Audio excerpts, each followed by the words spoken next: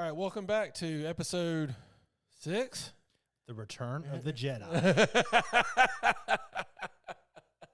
All right, episode 6. Last episode we finished up our part 2 of the history of women's wrestling, and today it's a little bit different topic. I think we feel like we can't just forego current day events. So after what's happened with CM Punk and AEW, we decided to just kind of shoot the shit.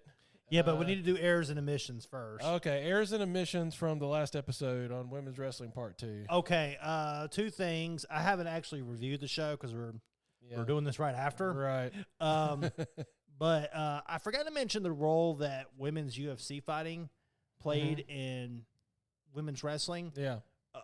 I think that Vince McMahon realized with the rise of people like Ronda Rousey that, wait a minute, if you portray women as fighting each other legitimately, people will actually care about that if you do it right.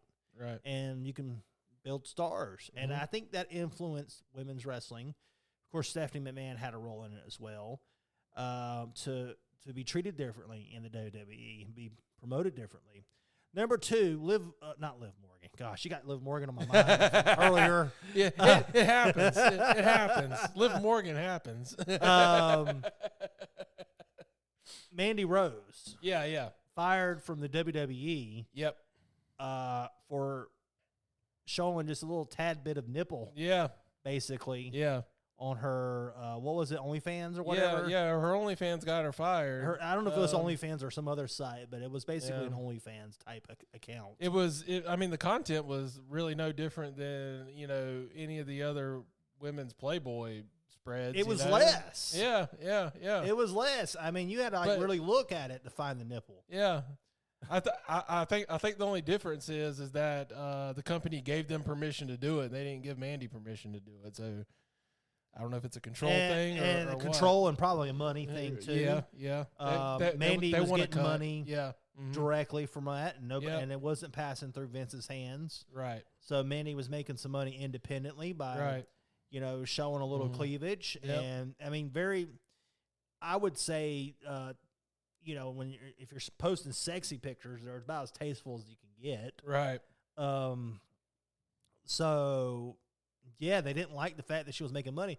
They also tried to they fired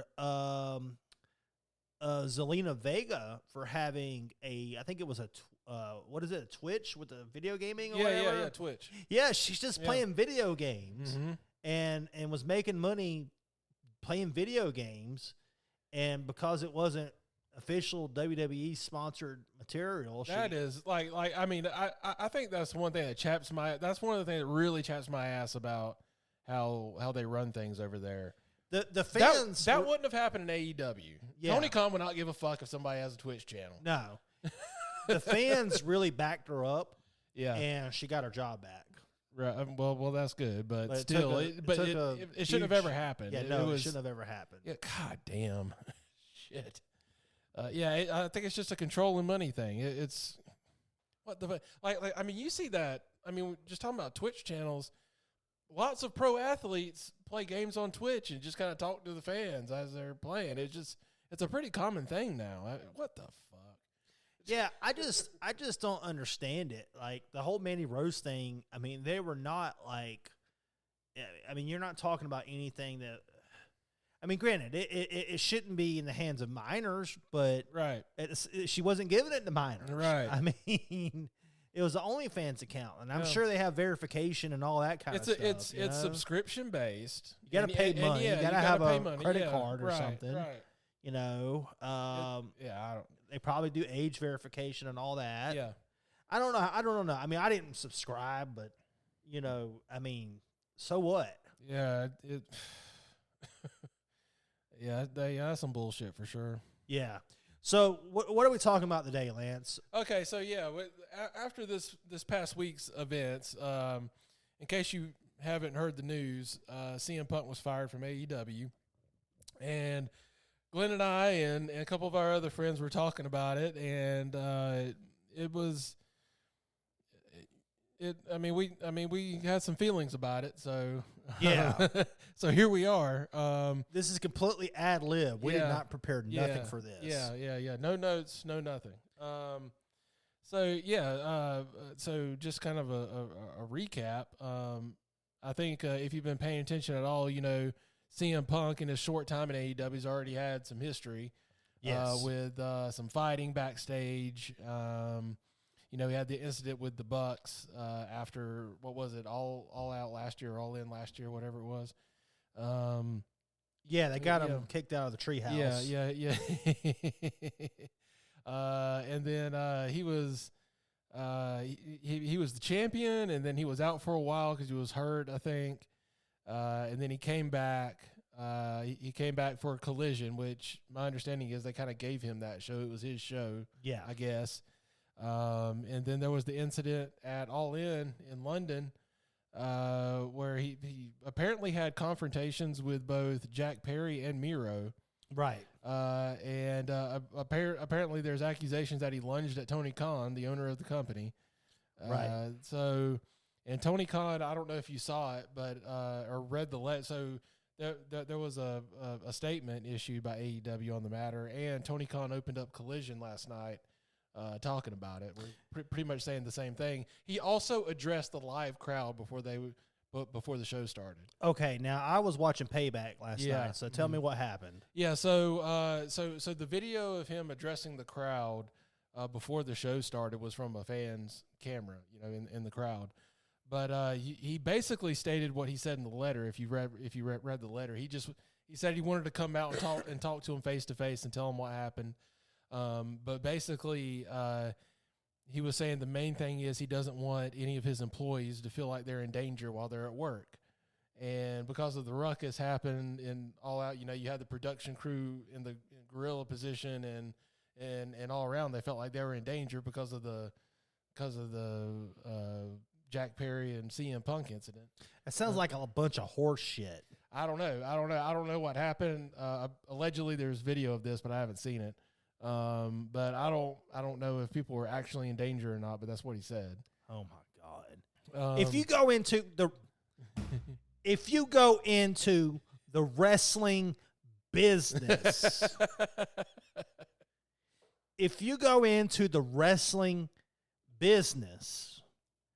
you assume some degree of potential harm. That's sure in what's planned in the show, but this wasn't planned in the show. This was chaos backstage.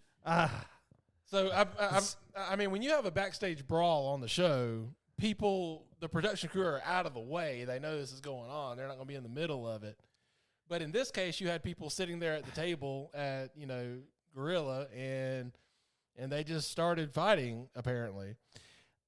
When I was doing an announcer at with the Indies, there was this guy that had this insane entrance where he would basically go around the ring and just start randomly throwing chairs into the ring. And they basically told me this is the safest place to stand. They said that nowhere is safe. You need to watch out at all times. Right. But this is the safest part of the ring to stand. Right. Okay. And that's where I stood. Right. Okay. Yeah. I didn't die. Yeah. Okay. Yeah. I don't know. They're making it sound like CM Punk was shooting a magnum at people and just and innocent bystanders were in the way, and somebody got killed or something. I mean, I don't think that happened, but it could have happened. Like in your situation, you were at least warned that this is going to happen. Yeah. This was just random shit. This was just random shit that happened. Nobody was warned. Nobody was given a heads up. Hey, there's going to be a brawl back here. You might want to stand back or something. Yeah. Also, it's kind of crazy that the company that does the most unsafe bullshit is suddenly concerned about worker safety. I agree with that. Yeah, it does seem weird, doesn't it? Yeah. I don't know. Maybe it's just let the Bucks and John Moxley get hurt. We don't want anybody else to get hurt. Okay, I've made my comments. Yeah. I'll buy that. We don't want we don't want backstage talent getting hurt at shows. Yeah. You know, when Bret Hart punched out Vince McMahon, he at least had the decency to go into his office and close the door and punch him. You know, so you know, there was no man, they would have never made it on the plane ride from hell. Yeah, no, people would have died. They never would have made it on the plane ride from hell, man. When like somebody getting slammed right on the emergency exit of the plane while it's in the air, they never would have made it back then. Gosh, yeah. That just sounds to me like a bunch of pansies. That's what it sounds like to me. I hate to say that. I mean, I can see that too, honestly. But but you don't know who's backstage. What if one of the producers is like a pregnant woman or something, and CM Punk in his front face lock, and Jack Perry tries to get out of it, and they run into the pregnant woman. I don't know. I'm just you know. Well, I don't know. And then I'm not sure what happened with Miro. I only heard this on Corny's podcast. But apparently after the Jack Perry incident, Miro comes up to him, and apparently CM Punk is like, do we have a problem? Do we need to go outside? So apparently they left and did something. I don't know. But well, at least they had the decency to go outside. Yeah, but CM Punk's been fired.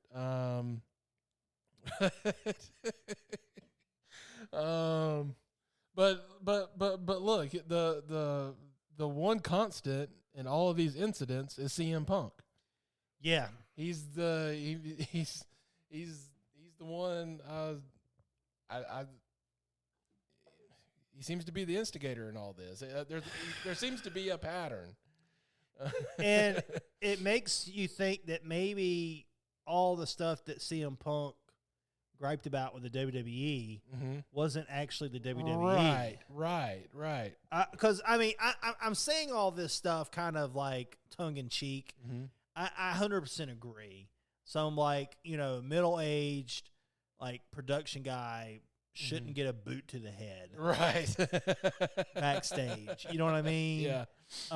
That was one of the rules in wrestling. I was an announcer. You don't hit the announcer. The announcer's not trained. Right. In wrestling. Right. You don't hit the announcer. Now the referee can take a bump. Valet, manager, they can take a bump, but they've been trained in the business. Right. And so yeah, you don't hit the announcer.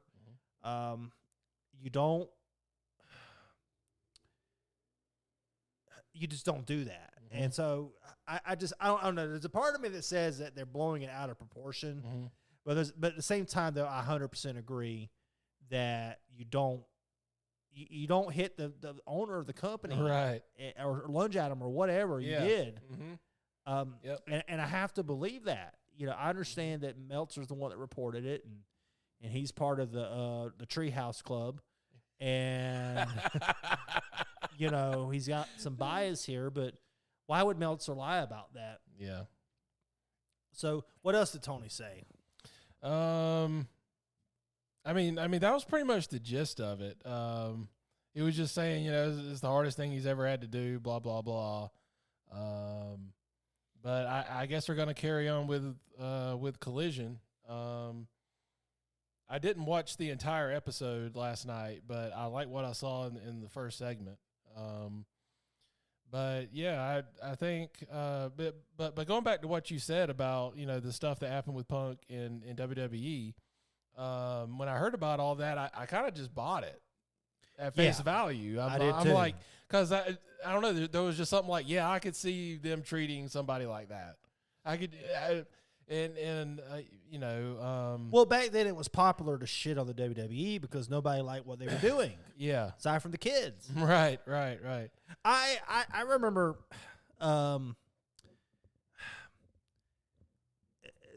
throughout my like real daytime job, I've worked with kids, and I remembered working with kids back then, and I find out usually the boys they like wrestling, and this is because it was big among kids back then. Yep. And of course the question comes up, who's your favorite wrestler? They'd ask me that, or I'd ask them that. Yeah.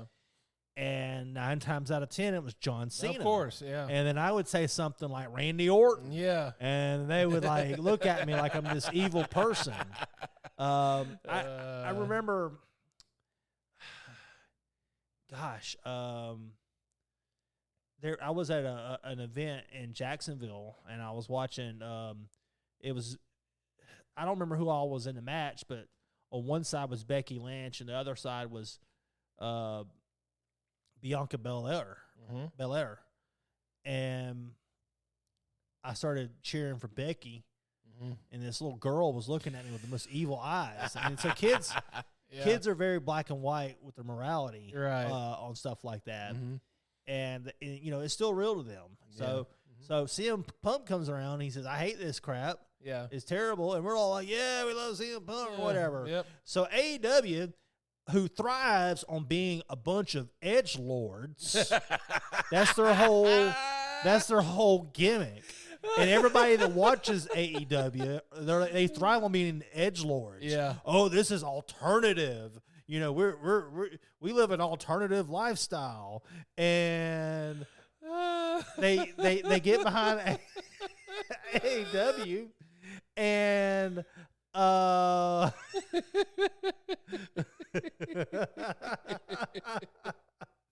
and get behind Punk, and then we find out that Punk's a crazy SOB. Yeah. I mean, if you go back and watch the press conference after that pay-per-view last year, look at Tony Khan and his reactions while Punk is talking. He was cringing so hard. He kind of like maybe he wanted to fire him then. Yeah. But I mean, he was his top draw at the time. I mean, still would be probably, but. So here's the problem though with firing him. Collision was actually good. Yeah.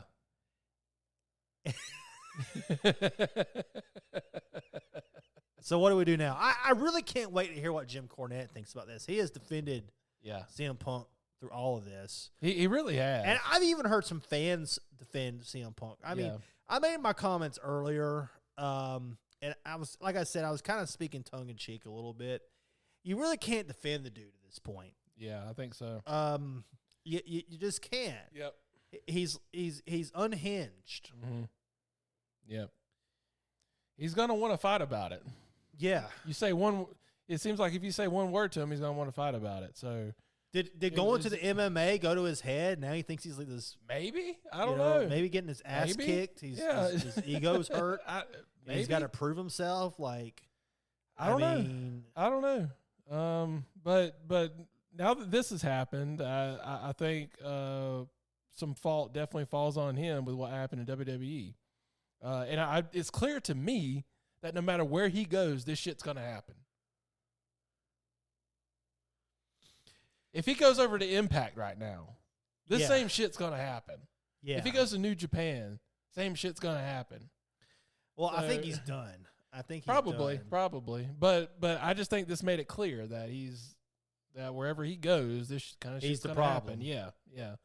So, I think it was the right move. Well, so we agree on that. Mm-hmm. We have some different opinions about AEW as a whole, though. Yeah, AEW versus WWE is kind of our thing. You want to go first? You want me to go first? You go first, Lance. Okay, so first off, I do prefer the AEW product over WWE. You prefer the alternative lifestyle. I prefer the alternative lifestyle. Okay, so I think I can best explain it by saying what I don't like about WWE. All right. I think the main thing to me is that it's overproduced and overscripted. Okay. Okay. So, that's interesting. Okay, so overproduced. What do I mean? Well, just look at what's on your screen. Okay. They have things like using a screen as the ring apron. They have screens wrapped around the ring post. It to me that just kind of takes away from wrestling. And then over scripting. It's my understanding that almost everybody that goes out there, except like the top guys, have a word for word script when they go out there and grab the mic. Now, I think one thing that sets wrestling apart, or okay, how do I put this? One thing that can set wrestling apart from other forms of entertainment, particularly movies and TV shows, okay, is that the talent can actually write the content themselves. We've seen that in the past. Nobody wrote Stone Cold's promos or The Rock's promos or Triple H's promos. But if you're an actor on a TV show or a movie, they hand you a script and say, these are your lines, memorize them. And I feel like that's what's happening in the WWE, and the AEW allows their talent to kind of just go out there and wing it. I mean, of course, I'm sure they have an outline, they have bullet points or whatever that they want them to hit, but I think just being overly scripted takes away from the product. I would agree with you on that. Okay. Now the setup, the arena, all of that, I'm okay with. Mm-hmm. Maybe it's just because I've just gotten used to it from watching it for so long. Mm-hmm. I remember when they started putting more and more. It kind of evolved over time. It wasn't like we like Vince McMahon woke up one day and said we're putting screens everywhere. Right. It started off with the Titantron, and Yeah, it just kind of got crazy over the years. Right. From there. Now, some of this is advances in technology. Okay. Some of if it you is look at the advances in screen, that technology. giant ass fucking screen that wraps around the WWE stage is fucking amazing. That Yeah. we have that now. You know, you didn't have that in the 90s. You know. Yeah. So I mean, why wouldn't you use it? But AEW does pretty much the same thing. They have it. Actually, I'm pretty sure their setup is a giant screen with 3 screens on top of it. so they do that, but a screen for a ring apron? What the fuck? Like, what use is that? I mean, what's the purpose? I don't know. I'm okay with it. It seems just overdone. Like, But- it's one less place to go under the ring and grab a ladder or a chair or something. Maybe that's what pisses me off. You know what? It does piss me off in the video game when I go out of the ring and I want to grab a kendo stick and there's this fucking screen right there. In the game, it pisses me off. Yes, in the WWE 2K23, that is an actual problem. Yep. The WWE, the promos being written for at least the majority of the talent, that's a problem. It just completely relieves the chance of any spontaneity. Yes. Yes. You know, I mean, gosh, could you imagine if that was in the Attitude Era? I mean, it would have been the Attitude Era. And you know what? I'll tell you, it started when I was still watching wrestling. Back when I was, reading WrestleZone and all the dirt sheet websites and everything, one of the scripts leaked, okay? And it was for a Raw or SmackDown or whatever. And it was a promo for JBL, okay? So I'm like, is this real? So I'm going to watch it, and I'm going to follow the line. And he went out there and said word for word what had leaked on WrestleZone in the dirt sheets. Holy and I'm crap. like, you got to be fucking kidding me. I mean, and this was JBL. The guy's been in the business for decades now, and you're giving him a fucking script. What the fuck, man? I mean, look, if you think, here's my thing. Like I can see an argument being that, well, maybe some guys just aren't good on the mic. Well, then put somebody in that is good on the mic, or give them a manager or something, somebody to talk for them. But don't, because I mean, you're taking away, like some of these guys can probably do it, but you're not giving them a chance to do it. Yeah, yeah, So, 100% agree on all of that, all points. While we're on the subject of that, there's something that NXT does, and I've seen AEW do, is wrestlers that speak another language. English is not their first language. Okay, sure. And AEW has Japanese talent that doesn't speak fluent English. Haven't they done like with like closed captioning or whatever with the translation or something? I believe they have, but the most recent example I think has been Don Callis. He's basically I can't remember who the wrestler from Japan is, New Japan, but he basically goes out there and talks for him, and then like he'll hand him the mic and he might say like one line, that he knows in English or something. But yeah, that's kind of how the WWE handles it. Yeah, NXT will actually do pre-recorded segments, and they will translate what the person says at the bottom of the screen. Okay. Actually, recently, Shinsuke Nakamura, who actually can speak English, by the way, did a promo for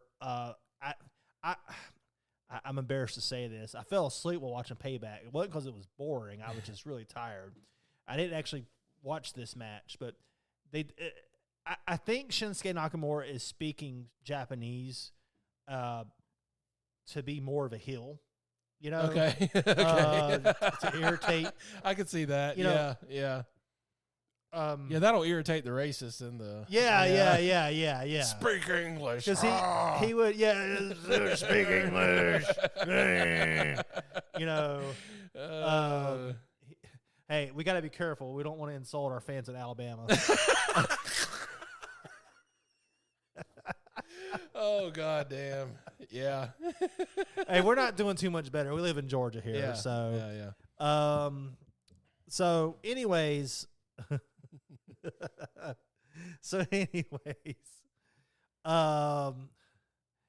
Gosh, where were we at? Oh yeah, just Shinsuke Nakamura speaking Japanese. It was great. It was great. He was talking about how he knew Seth Rollins' secret, and that his secret was that he broke his back. Okay. And like Seth Rollins then responds, and he's like, "Yes, I do have two. I don't know. He's got like 2 fractures or something in his spine or something." I'm like, how the fuck does he even wrestle still if he's got that shit going on? I don't get it. And he's the world champion. Yeah. So that's something that's good when NXT's done with like wrestlers that don't speak English as a foreign language, because it just I would rather hear the wrestler speak in their native language if that's what they're more comfortable with. I feel like if you just put the translation, you get more of the emotion and everything, and it irritates me when you got a wrestler does not understand English, and they're reacting to another wrestler speaking English as if they know what that person's saying. Right. Why not just let the wrestler be themselves? Yeah. And do it that way, and you could do pre-recorded segments, and it's still good. Right. I mean, look at what Shinsuke Nakamura did with Seth Rollins, and he can actually speak English. Right. And they still did it, and it was good. So, I don't know. I know Jim Cornette. I know he hates guys that can't speak English. Yep. But I don't. I'm all for it. I think we just got to figure out the best way to handle it. Right. And I feel like doing pre-recorded promos that are translated on the bottom of the screen with subtitles is the way to go. That's just my personal opinion on that. Right. All right, so you've said something bad about WWE. My list of grievances with AEW would fill a room. All right, strap in, everybody. All right. Strap in. So, like I said, my list of grievances with AEW are very long, And, you know, when I was talking about the alternative lifestyle, I know that's like a euphemism for stuff, but I don't mean it that way. I mean it like in the edgelord sense. like, oh, I'm an alternative edgelord. I don't watch the WWE. I watch the indies. Okay. You know, when I was actually involved in the indies I was involved in actually kept kayfabe. You didn't have guys wrestling girls, like little girls. Right. You didn't have guys, you know, wrestling dolls and like invisible people. And that's fucking hilarious, you man. know, here's the thing though. If you want to do it in front of a crowd of 30 people, that's fine with me. Yeah. But you start implementing that crap on a larger audience, it bothers me. Now, granted, I haven't seen them wrestle invisible people or dolls in AEW. Well, what Pockets does is about as bad.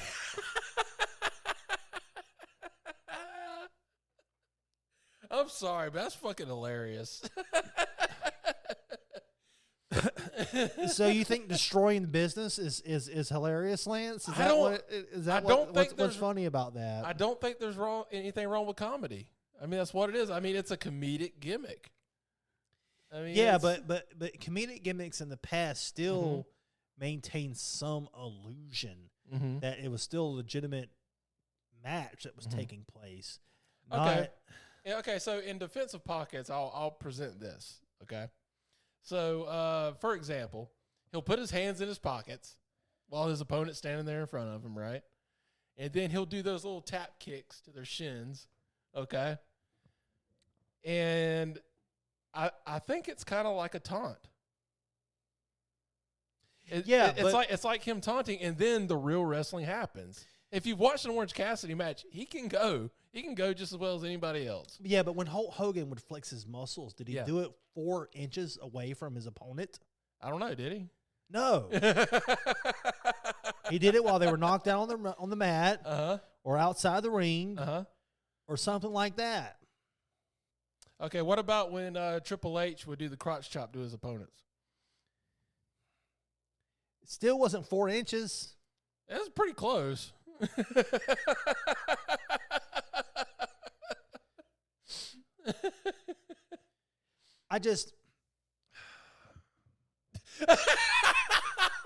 Okay, so Glenn is having a hard time right now.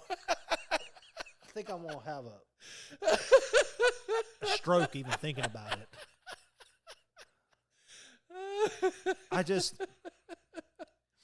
It makes no damn sense. Okay. I'm sure if you watched matches where Triple H did the crotch chop, he was several feet away, and I'm sure there were plenty of times where the other person tried to attack him immediately after doing that. Well, that's usually what happens with Pockets. They're like, but because he does the 1-2, 1-2, and then he backs up like he's going to do a super kick, and then that's when they'll go for a clothesline or whatever, and then the match actually starts after that. God.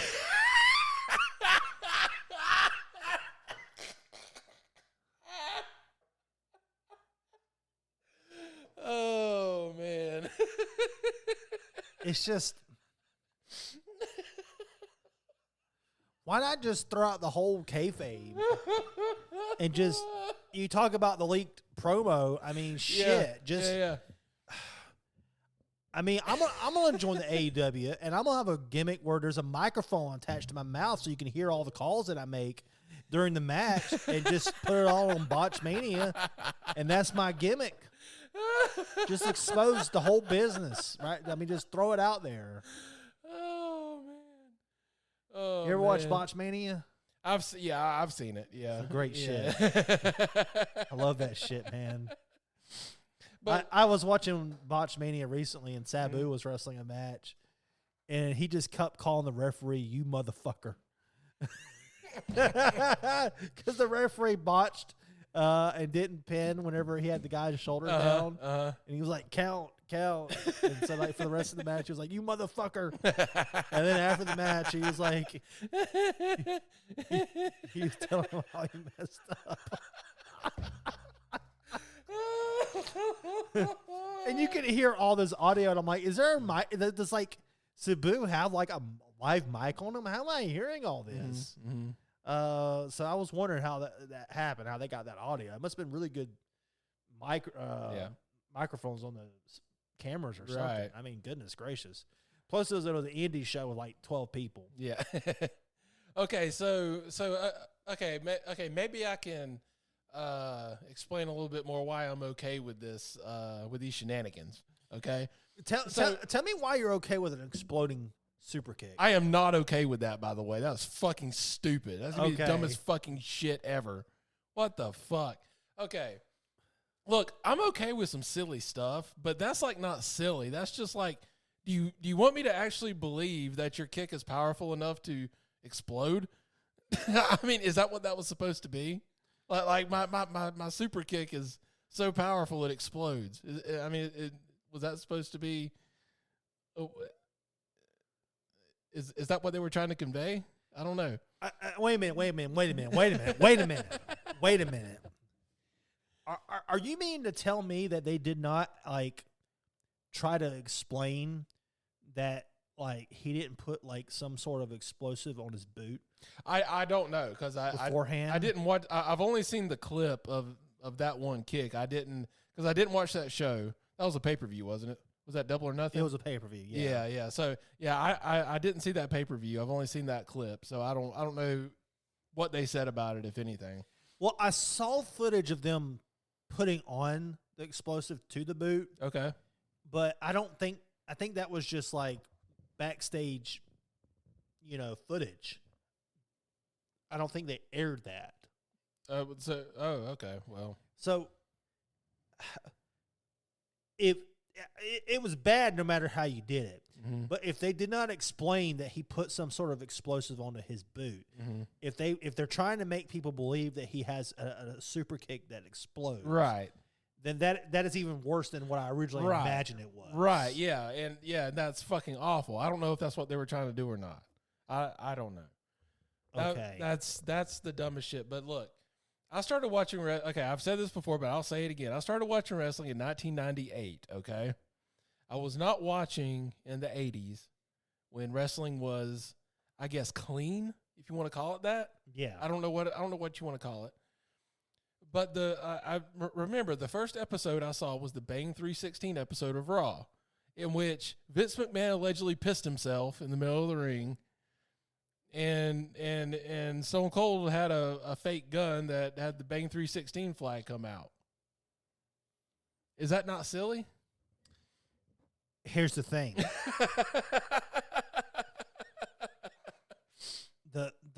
the feud between Steve Austin mm-hmm. and Vince McMahon mm-hmm.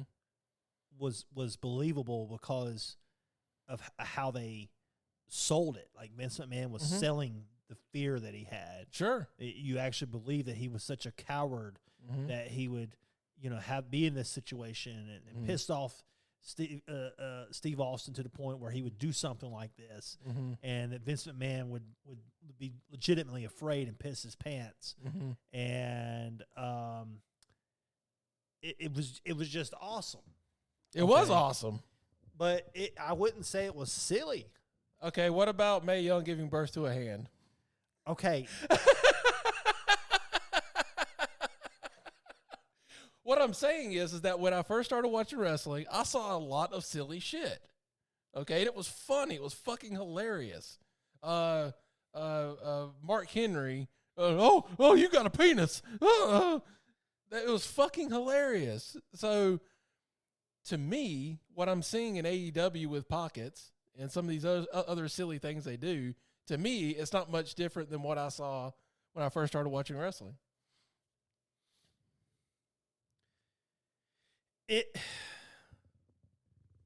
Okay, yeah, the Mae Young. You make a good point. Because the Mae Young stuff was ridiculous. I mean, all of it was ridiculous. And I look upon it very fondly. Right. To me, wrestling isn't that anymore, though. It's changed. It's more realistic now. Okay, elaborate on that. So, wrestling has gone through some phases here. Okay. So, prior to the Attitude Era, prior to 1997, kayfabe was strictly enforced. Mm-hmm. Okay, all points of time in all of wrestling. Oh yeah, absolutely. And like, you know, whenever I was on the indie circuit, Mm-hmm. we kept kayfabe, even though it's long been known that wrestling is Not yeah, you know, real. right. Okay, so that wrestling got exposed as not being real. The business didn't go completely under immediately. Mm-hmm. Mm-hmm. But I think it hurt wrestling. Breaking down that fourth wall hurt wrestling in the long term. Okay. So are you talking about like when Vince made that announcement, basically saying it's? Are you talking about that time period? No. Let's look at what WCW did. Okay. Okay, and WWE did this too. Okay, but they didn't do it nowhere near as badly as WCW did. Okay. WCW would go out there and have shoots. Mm-hmm. I mean, you just mentioned earlier that you watched the documentary regarding the incident with Bash at the Beach, Mm-hmm. the whatever you would call it, or whatever incident with Hogan and Jarrett and Russo and all that. Mm-hmm. So by this point in time, kayfabe had not only been abandoned, they were actively doing like these fourth wall, you know, vignettes and shoot interviews and just all this stupid stuff. Okay. And that stuff killed WCW. Okay. Mm-hmm. So once there was no longer a ratings war and the WWE no longer had to go through all these extreme things to get ratings, they were able to back off and they were able to say, okay, we're going to make our product more family friendly and we're going to go back to, you know, keeping it, you know, like you said, clean. Right, you know, right. Running a clean ship here as Right. far as, you know, of course, you can go on the Peacock Network. You can watch stuff that breaks kayfabe. Mm-hmm. But the actual product now that you see, it does not break kayfabe. It keeps kayfabe at all times. It promotes legitimacy. Okay, so In the WWE. yeah. Okay. And this became even more. It became even more realistic in its presentation with the rise of UFC. Okay. You started seeing more UFC style holds and maneuvers, and you actually saw UFC wrestlers coming to the WWE. Like, and you know, you wouldn't have like, you know, little Jimmy. That's like 5'4", weighs 160 pounds, doing 630s through Brock Lesnar through a table and beating him. Right. Okay, that's the stupid nonsense you see in the AEW. You do see that, yes. Okay. Yes. You see Darby Allin facing fucking what's his name? Lance Archer. You know. Yeah, but you know, okay, here's the thing about that. Darby Allin's actually good. Okay. Yeah. He's good, but he weighs 125 pounds. He said this himself last night. I don't know if he was joking, but he is a little guy. Yeah. But you go up against Lance Archer, who's like, I don't know, 6'8" and 270 or something. I'm okay with that. It's not believable. And Cornette's touched on this too. It's not believable. Like, you would never see this in a real fight, in a UFC fight or something. Okay. There are exceptions to where I'll buy it. Okay. Like Rey Mysterio beating a big guy, I'll believe that because Rey Mysterio is that freaking good. Okay. Darby Allin is a lot smaller than even Rey Mysterio. Yeah. That does make it harder to buy. Right. But that is a problem when he's fighting somebody that's like 300 pounds. Yeah. But I'm okay with a smaller guy winning if it's done well, if there's a good story in the ring, and it's made as believable as possible. Okay. But the WWE became heavily influenced by UFC to the point where tapping out got brought back to wrestling. A lot of people think tapping out came from UFC, but wrestling in the early days, in the shoot wrestling days, had tapping out. Then it went away. It became I Quit, where wrestlers would verbally I quit. And then the UFC brought back tap outs. And so that's what I mean by the WWE being more realistic these days. Okay. They've borrowed a lot from UFC. Okay. So you've got the WWE evolving with what was for a while its only competitor, which was UFC. And then you have edgelord AEW trying to just resurrect ECW and WCW nonsense. Okay. Yeah. And I mean, I just, the average AEW fan, no offense, Lance, the average AEW fan reminds me of a Reddit moderator. Okay. Okay. It's some guy sitting in his mom's basement, just complaining about the WWE but anything that's not at WWE is the greatest thing that's ever been made. And just enjoying it. And then I don't know, maybe that's what drove Punk mad, is all the stupidity he had to deal with. I could see that, but I mean, it things could not go forward with that constantly happening, and I think it's clear at this point that it would keep happening if he stayed. But see, you brought up how he's always involved in everything. Everybody that he got involved with the exception of maybe Miro, was in the Treehouse Club. Yeah, that's true. That's true. So you want to look at the common denominator. The Treehouse Club is a common denominator in all this too. Yeah. Every single person that he got into it with was a member of the Treehouse Club. Yeah. Yeah. That's very true. And if this is true, because he said this in that press conference last year, that Adam Page said that he doesn't take advice from anybody. And I'm assuming that that's probably how the rest of them feel. The Cucamonga kids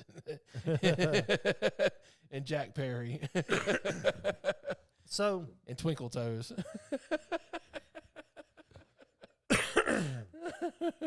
But I'll say this though. I'll just kind of clarify my position a little bit here. Okay, so my complaint is the overproduction and the being overscripted in WWE, right? Okay, yeah. So you don't have that in AEW. So the question is, will I put up with the silliness and the and all the other shit that you're complaining about in AEW? And the answer is yes, I will put up with that. Well, see, here's the problem with AEW. Okay. It's like having 50 Vince Russos running around who are also talent. Yeah, that's true. Okay, now all of them have these great ideas. They yes, but I'll say this: they have surprised me a few times. I thought for sure the Cucamonga kids were going to win the title at All In, but FTR retained. That surprised the fuck out of me because it's the biggest show ever. So of course they're going to use their VP card to say, "Oh, we're going to go over in this match," but they didn't. Wonder how much Tony had to pay them. That's fair enough, I guess. I mean, look at what happened to Cody Rhodes. He was booked terribly. He goes to WWE. He's their number one main event guy now. Okay, now in the case of Cody Rhodes in AEW, almost right away he said that he will never challenge for the title. That was a mistake. Maybe, but it was stated early on that Cody Rhodes will not go for the world title. Yeah. There, he's out of that picture. So he was the TNT champion like 6 times or something. I don't know what it was, but or not TNT. Is it TNT? TNT It was champion. TNT. Yeah. TNT. Yeah. So TBS is the women's belt. TBS is the women's belt. Yeah. So at least they made that clear from the beginning that he was not going to be the world champion. Now, speaking of Cody Rhodes, now you were saying it's more realistic and they're keeping kayfabe and all that good stuff. But in the case of Cody Rhodes, I don't know about on TV, but at least in the press conferences and whatnot, it wasn't kayfabe. He was talking about coming back, and he mentioned AEW in the press conference, and so he wasn't keeping kayfabe. What do you mean? In his case? So I mean, he was talking about, I guess, real life stuff. Like he was talking about making the jump from AEW to WWE, and it wasn't kayfabe. It was real life. It wasn't. And I mean, that's the one case where because when he made the jump, that's the only thing I really paid attention to in WWE. I just wanted to see what was going on when he came in. And he was talking about why he came back, because he wanted the world title, blah, blah, blah. I mean, I'm sure he does. So to me, that wasn't kayfabe. That was kind of a real life. That's the story. That's the whole story, is that he's coming back to get the one title that his dad never got. Right. That's the story. But it's also real, because he really does want that title. I mean, that's some of the best stories is when it's also real at the same time. I agree, but and it makes you believe that it's real. But I guess my question is, are there any other instances of storylines like that where it's based off of real life instead of, I don't know. Well, of course, some of the best storylines are things like that. So, like currently? Just throughout wrestling history. Okay, well, yeah. You know, if people make you believe it, like the whole thing that happened with Matt Hardy and Edge and Lita. Oh yeah. Okay. Yeah, that I made forgot the all feud, about that. Yeah, that made the feud better. Oh, that was yeah. Oh, the whole thing that happened between Jeff Jarrett and Kurt Angle. Yeah, that made the feud better. Yes. Okay. Yes. I forgot about those. Yeah, those were awesome. Yeah. So, yeah, you want to blend reality with kayfabe at times, and there are times not to do that. Okay, like one guy that never did a shoot interview was The Undertaker. Okay, right, yeah, we told until you retired, we didn't need a shoot interview from The Undertaker. Right, there's one guy that kept character for decades, and thank God he did, because that was an amazing piece of work. Yeah. I remember the first time I heard The Undertaker talk as Mark Calloway. I was like, who the fuck is that guy? He's like some Texas redneck guy. Yes. You know? Yes. And I'm like, where's the mortuary? Where's the, where's his hearse at? Like he's riding around on a 4-wheeler or something, I mean, like, what the hell's going on here? Yeah. So or whatever those little things that the rednecks like, I don't know. So I'm from South Georgia, and I don't know what a redneck thing is. Go figure. I don't either. So we're a couple of unicorns down here in South Georgia. We don't know what. Yeah, we don't really blend in with the local crowd, I guess. Yeah. we live an alternative lifestyle. Oh man. Yep. Yeah. So we're edgelords locally in South Georgia. Yep. So, oh God. All right. Well, we're getting close to time. Yeah. We're at the 55-minute mark now. So AEW just people say, "Oh, it works." Okay, really? Like let me tell you what happened when SummerSlam went against All In, or not All In, but a Collision. Right. Okay. Yeah. They lost half the audience. Yeah. Can you imagine what would happen if WWE lost half their audience for one of their programs to AEW? You wouldn't see that. Yeah. The only time that they struggled at all was with NXT against their main program. Right. Okay. Right. Now, in defense, because I'm playing the role of AEW over here. They're still a new company, and I don't think realistically that you can expect to overtake them. Maybe within a decade. I mean, it's you just got to think realistically. I mean, it's not. You got a lot of work to do to get there. Well, they're going to have to do something besides appeal to just the edgelord crowd. Yeah. Okay. Here's another thing I'll bring up. So, I felt like, I don't think you ever said this, but I felt like once Bryan Danielson and Adam Cole came over, that maybe you were leaning AEW a little bit. So I'm wondering because you really hate it right now. So I'm wondering I'm just wondering what happened in between now and then. I know you never really said, okay, I'm all elite now, or you know. but I mean, you said at the time at least that Bryan Danielson was your favorite wrestler. Yeah. So he came over, and I'm sure that made you want to watch because he's there, just as like a lot of people wanted to watch because CM Punk was over there because that was your favorite wrestler. Well, that's the thing though. One man doesn't make a company. Sure. Mm-hmm. Okay. Mm-hmm. And I'm still disappointed that he left the WWE. Mm-hmm. And I feel his loss all the time. Oh wow. You can feel his loss, just like you can feel Mercedes Monet's loss as well. If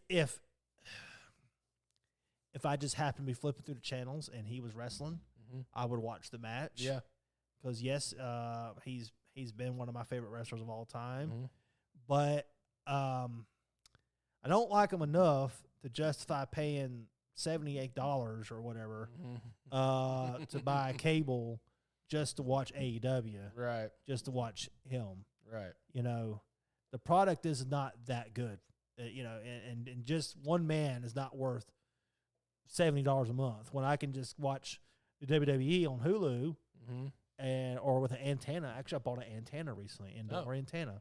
I can watch SmackDown live, right, for free, right. And I get Hulu with my phone plan, and you know, $10 a month, and I get all of. Wait, you don't get Fox with the Hulu TV? No, I don't have Hulu TV. I just have the Hulu subscription. Oh, okay, I got you. And you can watch Raw and SmackDown the day after. Oh, okay, I got you. So you risk getting it spoiled for you. Okay, right. Which sucks because I've had it spoiled for me a lot, especially Raw because people at work talk about it. But yeah. I mean, it just isn't enough for me to justify paying almost $100 a month just to see one wrestler. What if I give you my password?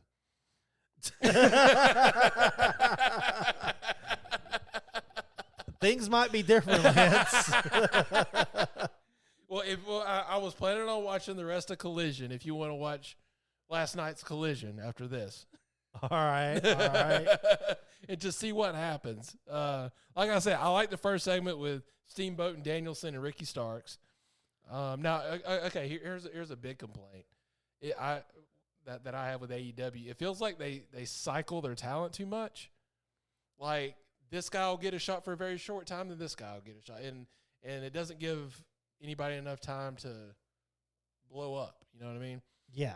So it's guys like Ricky Starks and that I want to see more of, and being big angles and storylines, but it just feels like it's kind of random. Yeah, that's a problem. Yeah. WWE does a pretty good job of giving most of their talent Mm-hmm. stories. You got a good balance. You got one night angles that are just storylines for that one night. Mm-hmm. You've got long term angles, and you got short term stories that take place. Mm-hmm. And that's what a card needs. And that's another thing that AEW lacks is all of that. At least from the times that I've watched it. Right.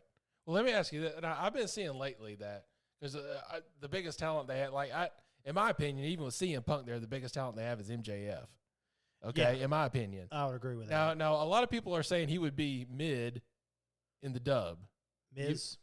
No, he'd be mid. He'd be a mid-carder. He'd be a mid-carder, okay. Do you agree with that? No. Well, would they treat him that way? Probably at first, yes. Okay. Would he stay that way? No. Okay. I honestly think MJ. I mean, you got to think about it. The guy's in his 20s still. Yeah, he's like 25. He's still really young. I mean, he's on top of the second biggest wrestling company. Mm-hmm. I would say probably in the world. Yeah. I think AEW is even bigger than New Japan now. Mm-hmm. So he's on top of the second biggest company in the world, especially at least in America. Mm-hmm. He has a great promo. Yeah. I mean, great. He's a great talker. The guy just give the guy a mic and he talks. Yes. One of the best heels I've ever seen. You see, now just real quick, I think that's a perfect example of how he would be hurt in the WWE because they would write his promos for him. And you would not get the same quality you're getting right now out of him. Yeah.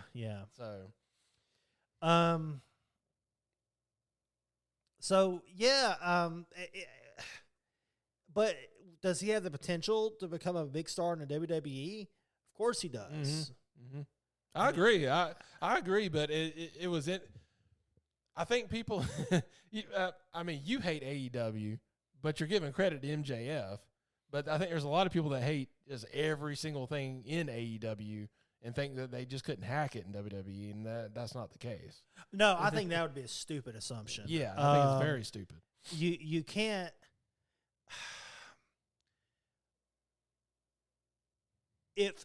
If he didn't make it to WWE, it's because the WWE would intentionally bury him for being AEW talent. Yeah, I mean, look at. Like what they did with WCW talent. Look at what they did with WCW talent. Okay, yeah. So for the longest time, and this is where AEW is going to also suffer. From the longest time, the WCW talent was not looked at as being as good as the WWE talent, and I think actually that persisted up until his except for that, up until his death. With a few exceptions, like Goldberg, Sting, Diamond Dallas Page, people like that. Yeah. That's going to be the perception. If you had a whole bunch of AEW guys coming over to the WWE, that's going to be the perception. Now, Cody Rhodes is definitely helping to change that because even though he was in the WWE before, he's an AEW outsider. He's an edgelord. He's he lives an alternative lifestyle. Yeah. He comes from the outside. Yeah. And do I think the WWE has punished him for that? A little bit, because he still hasn't won the world title yet. That's true. But at the same time, he's in the main event status. He main evented WrestleMania. Yeah. He probably made more money than he's ever made in his whole life. Yeah. Fought Roman Reigns. Yeah. At WrestleMania. Yeah. That's the biggest payoff you can get right now. And so Cody Rhodes probably isn't sweating not winning the world title because he just made a fortune fighting their best guy. And he actually, I think he likes the way he's being booked. He appreciates it. He's being booked as a main event star. He's not holding the TNT title 60 times. I mean, in the case of him winning the world title, I kind of like the way that's being booked, that it's going to be a struggle to get there. Yeah. Because I mean, he debuted at WrestleMania the year before, Seth Rollins. Next WrestleMania, he's facing Roman Reigns for the title. Yeah. That would, to me, in my opinion, that would just look too easy. Yeah, and You know also what I mean? it's feeding into that belief that the Rhodes family has always been given a hard time in Yeah. the WWE. Mm-hmm. Yeah. And so it's feeding into that, too. Yeah. So if he ever actually does win the title, it's going to be an explosive pop. Right, I mean, because the way the Rhodes have been done in the WWE their whole lives, you know. Yeah. Now, of course, Dusty Rhodes never complained because he got paid a fortune. Right. And Dustin made a lot of money. So, I mean, well, we're getting close to time here. Yep, I've said enough, I think, about AEW. Yeah, you feel better now? I do. I've gotten that off my chest. All the edgelords can write me nasty emails now. Yep. Or show up in the ring in a shoot fight. And I'll take you out. All right, let us know, everybody. All right, so, that was episode 6. All right, so. Return of the Jedi. Yep, so for Glenn Ritchie, Lance Vaughn, we'll see you in the next episode. Thanks. Later, bye.